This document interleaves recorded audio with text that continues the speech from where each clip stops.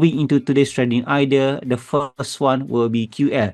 So we decide to use QL from what we call that from the weekly chart perspective. So one of the reason why the weekly chart, because the stock based on our one screening, it actually showcased quite high value for the low volatility quant style.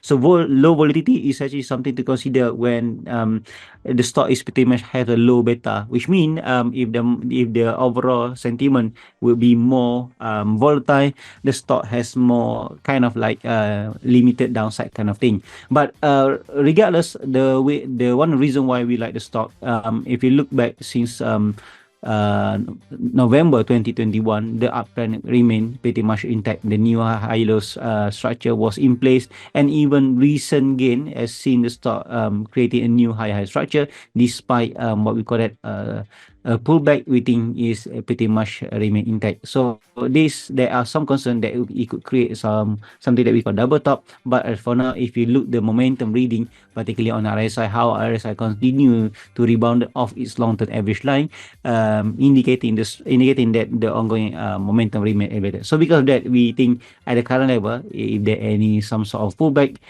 could be kept within the current uptrend line, which sit our what we call that stop loss level within at 5 ringgit and 57 cent. The upside is actually technical resistance was back at 6 ringgit 23 cent, and the net resistance will be at 6 ringgit 69 cent. I think in terms of risk ratio is quite attractive with 5.6% downside risk and 13.4% upside target. So for quant style will be 9.0 with low volatility style.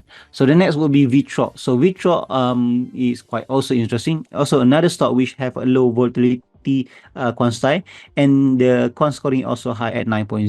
So but in terms of momentum, I think Vitro has showcased much more stronger momentum as per compared than QL. Now what make it actually looking very interesting was the stock is actually breaking above the 200-day moving average one, and we've seen some sort of pullback, but we saw again another breakout above 200-day moving average, giving you indication that this baseline more stronger than before. Also do notice that there are numbers of contraction in terms of moving average, so they are pretty much saying that this line or this level has been built for a new or stronger support. So yesterday golden crossover between 200 and 20-day moving average on the back of higher trading volume. Overall momentum remain positive courtesy of bullish trading in RSI and MCD, give you strong indication that the upcycle set to unfold further as we expect the stock to trade higher.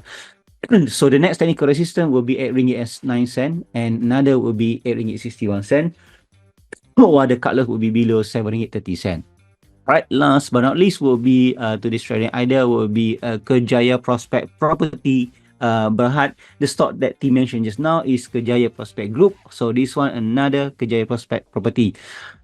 So one of the reason why we like, because you saw the long-term consolidation since August last year, right? Winning this triangle pattern has ended following a breakout move on 22nd of March. Now, the good thing is actually we've seen a new, a completion of something that we call a return move. Okay, as the stock retest this prior resistance line, now turning into support, and yesterday again so it was completed a 1 2 3 classic pattern on the back of high trading volume.